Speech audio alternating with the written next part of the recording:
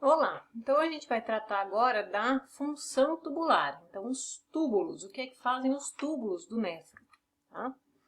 Bom, para começar, vamos relembrar aqui quais são as funções renais gerais. Então, o rim é responsável pela regulação e balanço de água e íons inorgânicos.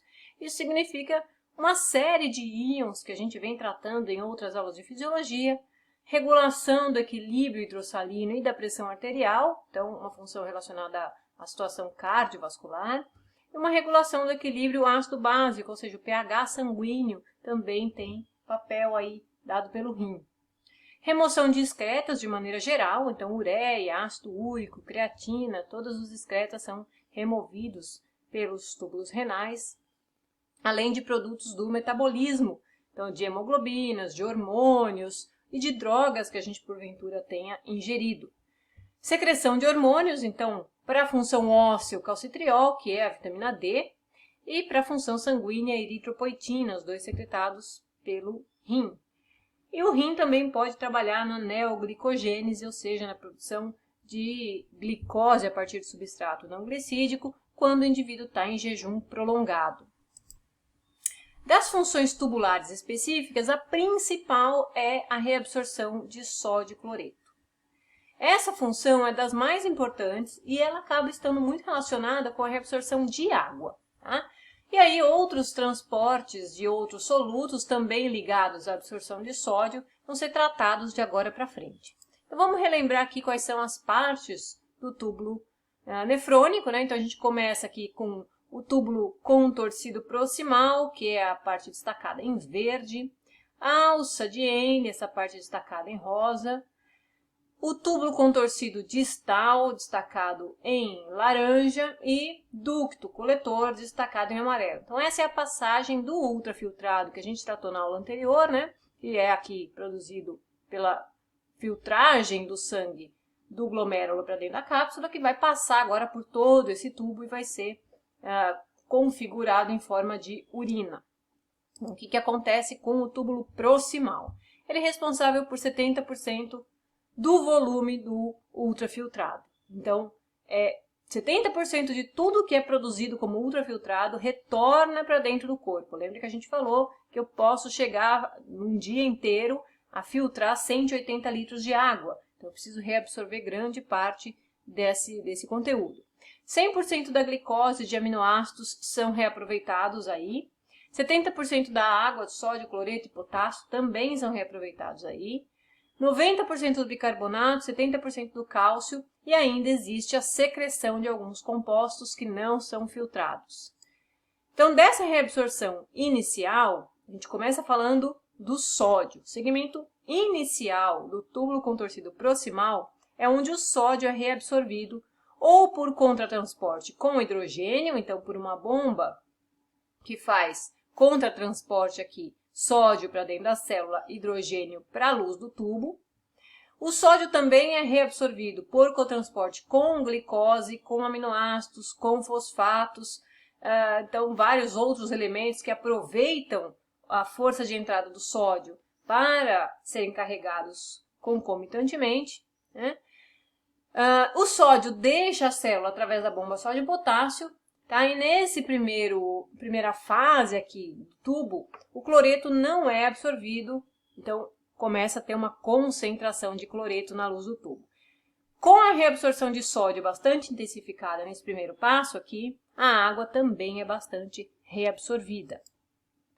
No segmento final, a gente vê o sódio sendo reabsorvido com cloreto. Então, o cloreto agora que está mais acumulado pode se associar ao sódio, formando NaCl, sendo reabsorvido via transcelular e via paracelular.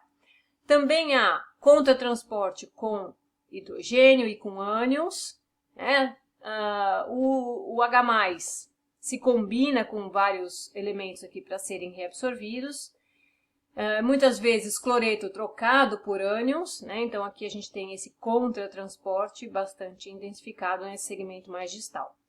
O sódio novamente vai continuar deixando a célula pela bomba sódio-potássio, então o sódio vai sendo depositado na região próxima da corrente sanguínea, vai acabar caindo no sangue, e o cloreto vai deixar a célula por cotransporte com potássio. Então, nesse segmento mais distal, a gente tem essa outra proteína aqui que faz cotransporte de cloreto e potássio.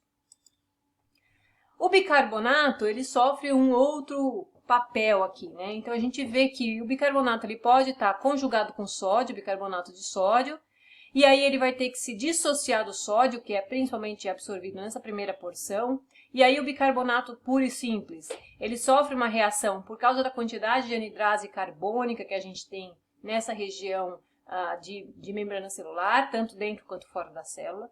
A anidrase carbônica, então, gera água e gás carbônico. Gás carbônico passa para dentro da célula por difusão. Dentro da célula, esse gás carbônico se combina novamente com água, formando novamente o ácido carbônico. E o ácido carbônico aqui vai favorecer tanto a eliminação de hidrogênio para a formação do ácido carbônico, quanto vai, por ação da anidrase carbônica, formar novamente o bicarbonato que estava lá na luz dentro da célula. Esse bicarbonato formado, ele é reabsorvido com sódio. Então, ele sai de dentro da célula, sai do citosol, cai na região peritubular para entrar nos capilares, juntamente com o bicarbonato. E aí, então, a gente tem um exemplo aqui de ação de diurético, né, que são aqueles diuréticos que inibem a anidrase carbônica. Esses diuréticos, então, impedem a formação aqui de água e gás carbônico depois da conformação de ácido carbônico, o que faz com que mais bicarbonato fique na luz. Isso puxa a água junto com ele, então os diuréticos inibidores da anidrase carbônica acabam aumentando a eliminação de água por ação direta aqui na reabsorção de bicarbonato.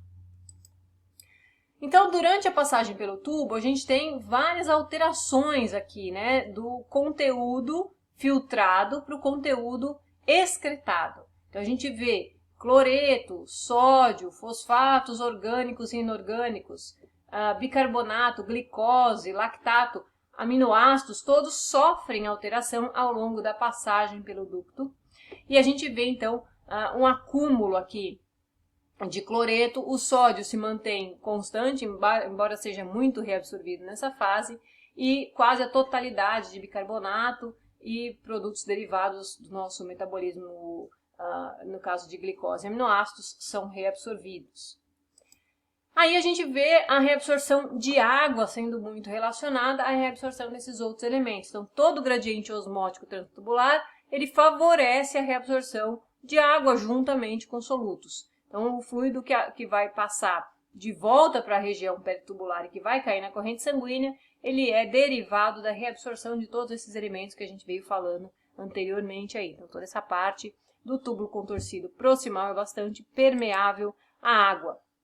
No caso das proteínas, aminoácidos, que a gente vinha falando anteriormente, quase nenhuma proteína é filtrada por causa do tamanho, então a barreira de filtração impede a passagem. No entanto, dipeptídeos, tripeptídeos e alguns aminoácidos acabam passando pela barreira de filtração e chegam ao túbulo contorcido proximal.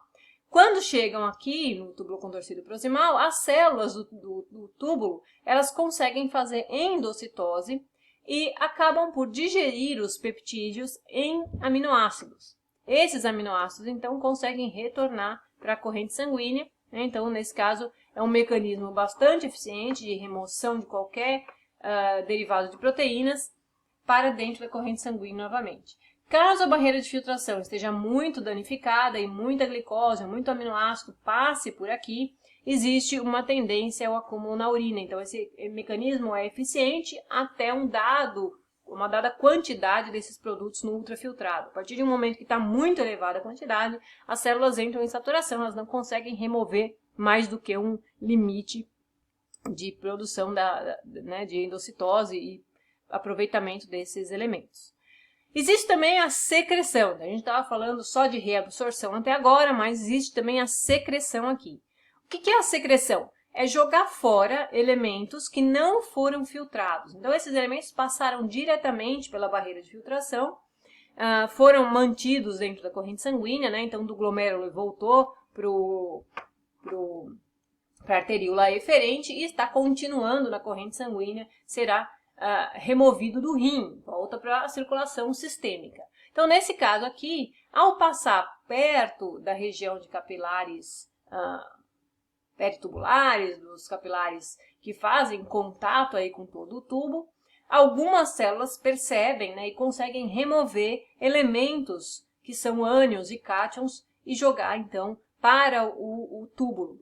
Tá? Então, os ânions, por exemplo, são produtos finais do metabolismo, são compostos orgânicos ou inorgânicos, e aí a gente vai representar todos eles aqui como o PAH, é o ácido p-aminohipúrico. Então, ele está representando, nesse caso, qualquer ânion orgânico que a gente tenha no organismo, tanto da quebra de drogas que a gente tenha utilizado, quanto produtos do próprio metabolismo orgânico.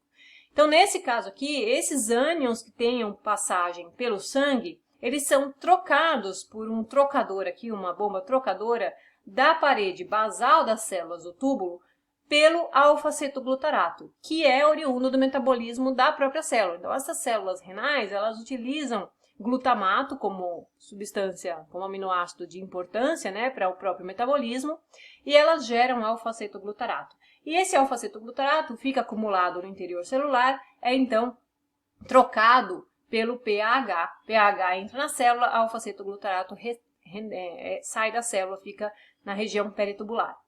Esse PAH aqui, ele é trocado pela membrana apical por ânions que estejam passando no ultrafiltrado, ou ele é jogado para fora por transporte ativo com gasto de ATP para a região tubular. Então, dependendo da quantidade, os dois mecanismos estarão ativos, dependendo da quantidade, só um deles. E o alfa-cetoglutarato, que fica acumulado na região peritubular, retorna para dentro da célula através de cotransporte com sódio. O sódio também está acumulado nessa região externa. Tá? O alfa-cetoglutarato também pode ser eliminado pela urina, então muitas vezes ele cai aqui no tubo e ele vai juntamente com esses ânions sendo eliminado pela urina. A secreção de cátions é um pouco parecida com essa secreção de ânions, né? Então, os cátions orgânicos, eles são derivados do metabolismo também, principalmente hormônios, né? Neurotransmissores que são quebrados e têm que ser eliminados através de uma difusão facilitada. Então, nesse caso aqui, a gente vai representar todos aqui como CO+, cátion orgânico positivo, né? Então, o cátion orgânico, ele é captado da região do sangue, da região peritubular e da região sanguínea, através de uma proteína transportadora chamada RMD. Essa proteína transportadora coloca o cátion no interior celular, que é então trocado por hidrogênio pela membrana apical da célula. Então, tem proteínas trocadoras, fazem o envio do cátion orgânico para a região tubular, enquanto que hidrogênio é captado para o interior celular.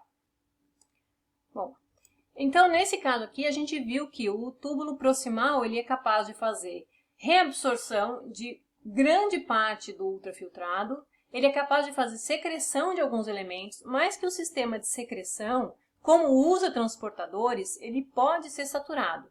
Então, a taxa de excreção de um produto secretado ela é limitada pela quantidade de proteínas que estão sendo expressas nessa região. Tá? Nesse slide aqui, vocês têm uma listinha aqui de alguns ânions e cátions orgânicos, tanto de produção endógena quanto de derivação do metabolismo de drogas, então também chamados de xenobióticos. E a gente consegue excretar todos eles num clearance não tão rápido, mas consegue eliminar do corpo sim.